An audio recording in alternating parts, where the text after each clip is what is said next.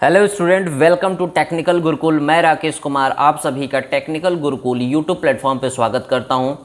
Last lecture में हम लोगों ने देखा हुआ था कि हम लोगों ने न्यूमेरिकल को 4-5 न्यूमेरिकल को हम लोगों ने सीरीज़ वाइज सॉल्व किया हुआ था, जो हमारे यूपी बीटी के प्रीवियस ईयर क्वेश्चंस थे जो आए हुए थे, और उसी बेसिस पे जो हमने न्यूमेरिकल को सॉल्व किया है वन वे स्लैब का ध्यान देंगे।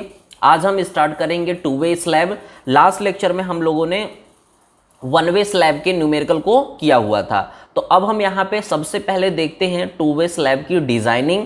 उसके बाद फिर हम क्या करने वाले हैं, न्यूमेरिकल को जो भी प्रॉब्लम्स हैं न्यूमेरिकल प्रॉब्लम्स उसको हम सॉल्व करने वाले हैं। तो आज हम यहाँ पे इस लेक्चर में क्या देखने वाले हैं, डिजाइन प्रोसीजर को देखने वाले हैं। हम क्या करने वाले हैं, डिजाइन करने वाले हैं, डिजाइन प्रोसीजर। डिजाइन प्रोसीजर को हम लोग यहाँ पे क्या करने वाले हैं, फॉलो करने वाले हैं। अब टू वे स्लैब का डिजाइनिंग जब हम करते हैं तो सबसे पहले हमने बताया था वन वे के केस में हमने बता दिया था आपको कि हम कैसे पहचानेंगे कि ये हमारा जो स्लैब है वो कैसा स्लैब है, वन वे है या टू वे है, इसका पहचान हमने आपको बताया हुआ था। तो यहाँ पे अगर हमने आपको ध्यान हो तो हमने कहा था कि अगर Ly/Lx, ध्यान देंगे Ly और Lx है क्या, दोनों लेंथ हैं। कैसी लेंथ है, लेट अस सपोज कि ये हमारी क्या है, स्लैब है, ये क्या है, स्लैब है यानी छत है। अब छत में क्या है, ये जो वर्टिकल डिस्टेंस है ये लेंथ है, इसको हमने क्या कहा, L, और ये कौन सी डायरेक्शन होती है, आपको पता है कि ये वर्टिकल जो होती है वो y डायरेक्शन होती है, और जो हॉरिजॉन्टल है या लॉन्गिट्यूडनल है ये कौन सी होती है, Lx यानी x, इससे हम रिप्रेजेंट करते हैं। तो जो Ly यानी जो वर्टिकल लेंथ है और जो हमारा हॉरिजॉन्टल लेंथ है, इसका रेशियो अगर क्या है, ज़्यादा है, ग्रेटर है किससे, 2 से, तो उसको हम बोलते हैं वन वे स्लैब। लेकिन टू वे स्लैब में हम कब कहेंगे, सबसे पहले हमें यही चेक करना होगा कि हमारा स्लैब वन वे स्लैब है या टू वे स्लैब है। तो सिंपल सा काम क्या करना है, हमें जो वर्टिकल डिस्टेंस स्लैब की दी हुई है और जो हॉरिजॉन्टल लेंथ दी हुई है, इन दोनों का हम क्या करेंगे, रेशियो निकाल लेंगे। ठीक है, क्या निकाल लेंगे, find the ratio of the length. सबसे पहले क्या करेंगे कि रेशियो निकाल लेंगे और पता कर लेंगे कि हमारा स्लैब है कैसा, वन वे है टू वे है, क्योंकि बिना हमें यही नहीं पता है कि वन वे का डिज़ाइनिंग करना है या टू वे स्लैब का करना है, तो हम यहाँ पे आगे नहीं बढ़ पाएंगे। ध्यान देंगे इस बात को। तो हमने क्या कहा कि हम आगे कैसे बढ़ेंगे, सबसे पहले हम क्या करने वाले हैं, यहाँ पे find the ratio of the length. हम जो लेंथ है Ly का, ध्यान देंगे बहुत इंपॉर्टेंट है ये, SSC JEE का प्रीवियस ईयर का क्वेश्चन ये बना हुआ है कि टू वे स्लैब में और वन वे स्लैब का ये जो हमने लिखा हुआ है Ly/Lx, अगर ग्रेटर देन 2 से है तो ये वन वे है। अगर Ly/Lx यानी जो वर्टिकल लेंथ है और जो हॉरिजॉन्टल लेंथ है ये क्या है, लेस देन है या इक्वल है किसके, 2 के, यानी हम इसको क्या करेंगे, रेशियो जब फाइंड आउट करेंगे तो ये अगर लेस आती है या बराबर आ जाती है, दो कंडीशन है, या तो लेस देन हो जाए या तो फिर बराबर हो जाए किसके, 2 से, तो हम क्या कहेंगे, ये टू वे स्लैब है। ये कैसा स्लैब है, ये जो हम क्या बात कर रहे हैं, टू वे स्लैब है। ठीक है, तो ये सिंपल सी बात है, इसमें बहुत ज़्यादा दिमाग लगाने की जरूरत नहीं है, बस सिर्फ रेशियो को फाइंड आउट करना है। और ध्यान देंगे कि अगर आप ये गलती नहीं करेंगे कि इसी को पलट दिए, पता चला x उल्टा ऊपर हो गया और y नीचे हो गया, नहीं, हमेशा क्या करेंगे, Ly को ऊपर रखेंगे, वर्टिकल को हमेशा ऊपर रखेंगे, और जो हॉरिजॉन्टल है उसको हम क्या करते हैं, नीचे रख के उसका रेशियो को हम फाइंड आउट कर लेते हैं। ठीक है, अब यहाँ पे ध्यान देंगे एक चीज़ कि हमेशा यहाँ पे सबसे पहले हम क्या करने वाले हैं, रेशियो को फाइंड आउट करेंगे और ये पता लगाएंगे कि हमारा जो स्लैब है वो वन वे स्लैब है या टू वे स्लैब है। अब ये तो हमें पता चल चुका है, जब वन वे टू वे पता चल जाएगा तो दूसरे कंडीशन में हम क्या करेंगे, यहाँ पे ध्यान देंगे, दूसरे कंडीशन में हम क्या करने वाले हैं कि देखिए ये तो पता चल गया कि वन वे और टू वे तो पता चल चुका है, तो वन वे टू वे पे कितना लोड आएगा, लोड के कारण डिफ्लेक्शन आएगा, तो डिफ्लेक्शन आएगा तो हमारी डेप्थ तो डिसाइड करना पड़ेगा ना स्लैब का। कि कितनी स्लैब की डेप्थ होगी, तो हमें बेस्ड ऑन डिफ्लेक्शन, ध्यान देंगे डिफ्लेक्शन कब आता है, जब हम आपने बीम के कंडीशन में देखा होगा कि लेट अस सपोज ये क्या है, बीम है, ठीक है। अब बीम पे जब हम लोड, कोई भी किसी भी तरह का लोड हो, चाहे पॉइंट लोड हो, चाहे यूडीएल हो, कोई भी हो, तो उसी के कारण ही तो इसमें डिफ्लेक्शन आता था, डेल। तो डिफ्लेक्शन कब आता है, जब लोड आएगा। जब लोड आएगा तो हमें ये डिसाइड करना पड़ेगा कि हमारा डेप्थ कितना होगा। तो हम क्या करेंगे, सपोज बेस्ड ऑन डिफ्लेक्शन हम मान लेते हैं, suppose the depth of slab, depth of slab हम कितना मान लेते हैं कि ये हमारा कैपिटल डी है। ये क्या है, कैपिटल डी हमारा डेप्थ है स्लैब की, क्योंकि वन वे और टू वे स्लैब के केस में हमारा जो डेप्थ होता है वो वैरी करेगा, ठीक है। अब ये हो गया। अब हमें डी भी हम लेटर सपोज कर लेंगे। इसके बाद तीसरा स्टेप, ध्यान देंगे, तीसरे में हम क्या करने वाले हैं, लोड को पहले पता करेंगे।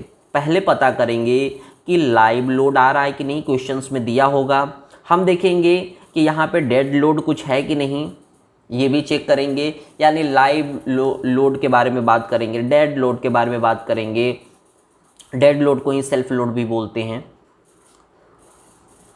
ठीक है। तो इसके बारे में हम क्या करने वाले हैं, यहाँ पे पता करने वाले हैं कि ये इस तरह के लोड आ रहे हैं कि नहीं आ रहे हैं। अगर आ रहे हैं तो इसको हम क्या करेंगे, फाइंड आउट करेंगे लोड को। और लोड क्या होगा, टोटल लोड अगर हमें फाइंड आउट करना है तो इस लोड को और इस लोड को हम क्या करेंगे, जोड़ देंगे। WL मतलब लाइव लोड हो गया। लेट अस सपोज हमने क्या लिखा कि ये क्या हो गया, L का मतलब क्या है, लाइव, W का क्या है, लोड, WL इंटू WD, और WD क्या है, डेड लोड। तो टोटल लोड से हमें मतलब होता है, ठीक है। ये हमारा आ गया टोटल लोड। अब हमें क्या कहा, हमने कहा कि हमने सबसे पहले रेशियो भी पता कर लिया। रेशियो से ये पता चल गया कि हमारा वन वे स्लैब है या टू वे स्लैब है। दूसरा हमने कहा कि हम डिफ्लेक्शन यानी जो हमारा लोड है वो आएगा तो उसके लिए हमें जो स्लैब है यानी जो छत है उसकी मोटाई को भी हमें क्या करना पड़ेगा, मानना पड़ेगा। तो हमने कैपिटल डी मान लिया। अब हमने कहा कि जो लोड आ रही है, एक तो लाइव लोड हो सकती है, एक खुद का लोड हो सकता है। हमने दो कंडीशन यहाँ पे ली हुई है। हमें मतलब किससे है, हमें मतलब है टोटल लोड से। उसी को मान के हम क्या करेंगे, डिज़ाइन करने वाले हैं, ठीक है। अब हमने क्या कहा कि फोर्थ स्टेप में कि जो हम लोड तो निकाल लेंगे, लेकिन यहाँ पे स्लैब में जब भी हम लोड निकालेंगे वहाँ पे पार्शियल फैक्टर ऑफ सेफ्टी हमेशा कंसीडर करेंगे। ध्यान देंगे, पार्शियल फैक्टर ऑफ सेफ्टी, इसको हम शॉर्ट में FOS से डिनोट करते हैं, ठीक है। तो हमने क्या कहा कि जो हमारा ये फैक्टर ऑफ सेफ्टी है, इसको हम क्या करेंगे, इसको हम हमेशा क्या करेंगे, कंसीडर करने वाले हैं, ठीक है। अब हमने क्या कहा कि 1.5 से हम क्या कर देंगे, मल्टीप्लाई कर देंगे, ठीक है। अब हमने ये कहा कि ठीक है 1.5 से हम मल्टीप्लाई तो कर लेंगे, लेकिन इसके बाद हमें क्या करना पड़ेगा, लोड को जो स्मॉल जो हमारा स्पॉन होगा, ध्यान देंगे यहाँ पे पांचवा स्टेप में।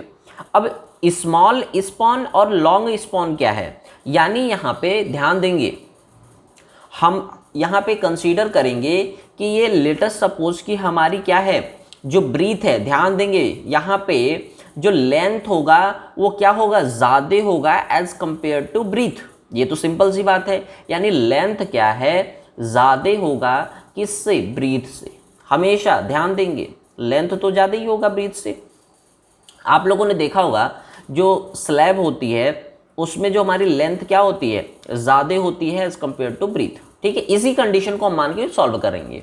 तो अब हमने कहा कि पांचवा स्टेप में कि फाइंड द लोड, हम क्या करने वाले हैं, find the load born by small and large, small and large spawn, ठीक है। अब इसमें हम क्या करने वाले हैं कि यहाँ पे ध्यान देंगे, यहाँ पे हम फॉर्मूला को यूज़ करके क्या निकालने वाले हैं, लोड को निकालने वाले हैं स्मॉल स्पान पे। स्मॉल स्पान को हमने WB से डिनोट कर दिया। ध्यान देंगे स्मॉल स्पान को हमने क्या किया है WB से, और इसके लिए जो हम करेंगे formula use L⁴ upon L⁴ plus B⁴ into W। ध्यान देंगे यहाँ पे W अभी हमने बता दिया, W L क्या है, लेंथ, लेंथ⁴ प्लस लेंथ⁴ प्लस जो भी ब्रीथ होगा उसकी भी पावर 4। तो ये किसके लिए है, स्मॉल स्पान के लिए है। ध्यान देंगे स्मॉल स्पान के लिए। अब हमें स्मॉल के बाद लार्ज स्पान के लिए भी हमें निकालना है। तो लार्ज तो सिंपल है, तो हम यहाँ पे कैसे निकाल लेंगे, यहाँ पे लार्ज स्पान के लिए, लार्ज स्पान के लिए WL यानी लार्ज स्पान के लिए हम टोटल W में से अगर WB को, इसको पूरे में से अगर घटा देंगे तो ये क्या आ जाएगा, हमारा लार्ज स्पान आ जाएगा। ठीक है, अब हमने क्या कहा कि लार्ज स्पान तो आ चुका है, ठीक है, स्मॉल स्पान के लिए हमने फॉर्मूला देख लिया। हमें कुछ नहीं करना है, जो टोटल लोड दिया रहेगा, ठीक है ना, W उसमें से हमें WB जो भी शॉर्ट स्पान निकला है उसको हम घटा देंगे, माइनस कर देंगे। अब इसके बाद हमें क्या करना होता है, 6 स्टेप में हम क्या करने वाले हैं, यहाँ पे बेंडिंग मोमेंट करना है, फाइंड आउट करना है। स्मॉल के लिए अलग करेंगे, स्मॉल स्पान के लिए, और हम क्या करने वाले हैं, लार्ज स्पान के लिए अलग निकालेंगे। ठीक है, तो हमने क्या कहा, calculate the bending moment on small and large span, यानी स्मॉल के लिए और लार्ज के लिए, दोनों के लिए हम अलग अलग निकालने वाले हैं। ठीक है, तो इसके लिए ध्यान देंगे, इसके लिए हमने क्या कहा, ऑन स्मॉल स्पैन हम बेंडिंग मोमेंट, ठीक है, तो इसको हमने क्या कहा, x कहा। ठीक है, mx से डिनोट किया, तो इसको हम अल्फा x इंटू WL का स्क्वायर, WLX, यानी हम किसकी बात कर रहे हैं, x वाली। ठीक है, तो हमने क्या कहा, x है ये, WLX का स्क्वायर। अब आपके माइंड में ये आना चाहिए कि सर ये बताइए कि ये अल्फ़ा x क्या है, यहाँ पे अल्फ़ा x क्या है, और अल्फ़ा y, ध्यान देंगे, on large span, large span कौन सा हो जाएगा, my। ठीक है, तो my के लिए क्या होगा, अल्फ़ा y हो जाएगा इंटू WL, अब यहाँ पे y का स्क्वायर हो जाएगा। अब यहाँ पे हम क्या करने वाले हैं, WX का स्क्वायर। अब ध्यान देंगे यहाँ पे कि हमने क्या कहा, अल्फ़ा x और अल्फ़ा y, दो टर्म यहाँ पे हमने यूज़ किया हुआ है। ठीक है, अब इसकी जो वैल्यू है वो हमें कहाँ मिलेगी, ये हमें IAS कोड से पता चल जाएगा। ठीक है, IAS कोड में आप जाइए, टेबल नंबर कितना, 27, पता चल जाएगा। वहाँ पे आपको क्या करना है, अल्फ़ा x और अल्फ़ा y दोनों की हमें क्या है, वैल्यू दी हुई है इसकी, कहाँ पे, IAS कोड टेबल नंबर 27। आप अपना बुक खोलिए और IAS कोड के टेबल नंबर 27 पे जाएंगे तो अल्फ़ा x और अल्फ़ा y की वैल्यू दी हुई है। ठीक है, तो वहाँ से हम क्या करेंगे, इसको वैल्यू को हम नोट डाउन कर लेंगे। ठीक है, अब हमने क्या कहा कि हमने स्मॉल के लिए और लार्ज के लिए तो मोमेंट निकाल लिया है। ठीक है, तो यहाँ पे हम क्या करने वाले हैं, अब 7वें स्टेप में हमें क्या फाइंड आउट करना है, यहाँ पे मैक्सिमम बेंडिंग मोमेंट हमें क्या करना है, निकालना है। ठीक है, टेंसाइल रेनफोर्समेंट। ठीक है, तो हमने क्या कहा, इसमें MU को हमने बराबर कर दिया MD के। ठीक है, तो MU मैक्सिमम जो हमारा निकल रहा है, ये MU बराबर, हमने आपको स्टील के लिए फार्मूला लिखवाया हुआ था, अगर आपको ध्यान हो तो हमने बताया था कि 0.87 FyASTD माइनस 0.42 XU, इसका फॉर्मूला हमने आपको लिखवाया हुआ था लिमिट स्टेट मेथड में। ठीक है, अब हमने क्या कहा, यहाँ पे कि ये तो हमारा क्या निकल गया, मैक्सिमम बेंडिंग मोमेंट निकल गया। अब बेंडिंग मोमेंट को निकलते ही तुरंत अब हमारा यहाँ पे एक स्टेप खत्म हो चुका है, ठीक है ना, यानी हम 7वां स्टेप तक ही यहाँ पे क्या है, मेन है, इसके बाद ऑटोमेटिक सारा चीज़ होता चला जाएगा। ठीक है, कैसे होगा देखते हैं। 7वां स्टेप हो चुका है। अब हम यहाँ पे 8वां स्टेप में क्या करने वाले हैं, यहाँ पे 8वें स्टेप में 8, ठीक है, स्टेप नंबर 8। तो स्टेप 8 में हम क्या करने वाले हैं कि स्पेसिंग निकालेंगे, क्योंकि स्पेसिंग भी तो है, डिस्ट्रीब्यूशन और मेन बार स्पेसिंग। यहाँ पे हमने क्या कहा कि हम क्या कर रहे हैं, स्पेसिंग को निकालने वाले हैं। तो स्पेसिंग जब हम निकालेंगे यहाँ पे, तो स्पेसिंग के लिए तो सिंपल सा फॉर्मूला था, हमने बताया था 1000 A5 कर ले या A1 कर ले अपॉन AST। ये क्या है, एक छड़ का, ठीक है। A5 क्या है, एरिया ऑफ 1 बार, एक बार का एरिया कितना होगा, और AST आपको पता है, area of steel in tension, ठीक है। इसको हम फाइंड आउट कर लेंगे तो स्पेसिंग पता चल जाएगा। इससे क्या पता चलेगा, स्पेसिंग हमें निकल चुका है। अब जब स्पेसिंग भी अगर हमारे पास निकल चुका है, तो नेक्स्ट में हम चेक कर लेंगे, यही हमारा लास्ट होगा। हम केवल अब स्टेप 9 में चेक करेंगे। यहाँ पे हम शियर फोर्स एंड एंकरेज, ठीक है, यहाँ पे शियर फोर्स में केवल हम चेक कर लेते हैं यहाँ पे, ठीक है। शियर फोर्स में जब हम चेक करेंगे यहाँ पे, तो स्मॉल स्पान के लिए और लार्ज स्पान के लिए, दोनों के लिए अलग अलग हमें निकालना होगा। तो यहाँ पे shear force for small span, small जो स्पान है उसके लिए शियर फोर्स सही है कि नहीं है, इसको चेक करने का formula 1/3 into W load into breadth, ठीक है। और दूसरा हमारा shear force for large span. अब हमने क्या किया, लार्ज स्पान के लिए निकालेंगे जब हम क्या करेंगे, L/B, ध्यान देंगे इस फॉर्मूला को याद करना पड़ेगा, L/B अपॉन 2 + L/B, फिर इसको हम ब्रैकेट में बंद करेंगे, into W into B। Formula तो याद करना पड़ेगा, ठीक है, फॉर्मूला को तो याद करना पड़ेगा। अल्टीमेटली हमें बिना फॉर्मूला के कुछ होने वाला नहीं है। इसको हमने क्या किया, फाइंड आउट किया, और यहाँ से हम क्या करेंगे, शियर फोर्स में चेक कर लेंगे कि हमारा सही है या नहीं है, हमने जो डिज़ाइनिंग किया हुआ है वो सही है या नहीं है, ठीक है। अब यहाँ पे development length should be done with the normal method, ध्यान देंगे, ठीक है, सेपरेटली फॉर 2 वे स्पान।